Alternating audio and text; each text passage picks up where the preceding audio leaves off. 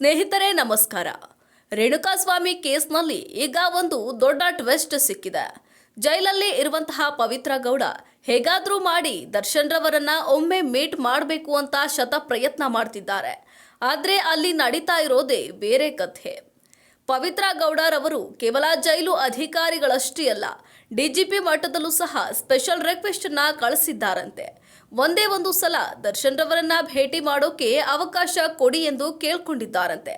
ಆದ್ರೆ ಈ ವಿಷಯ ದರ್ಶನ್ ಕಿವಿಗೆ ಬೀಳ್ತಾ ಇದ್ದಂತೆ ಅವರು ಕೊಟ್ಟ ರಿಯಾಕ್ಷನ್ ಮಾತ್ರ ಮಠ ಮಧ್ಯಾಹ್ನ ಶಾಕ್ ಕೊಡುವಂತಿದೆ.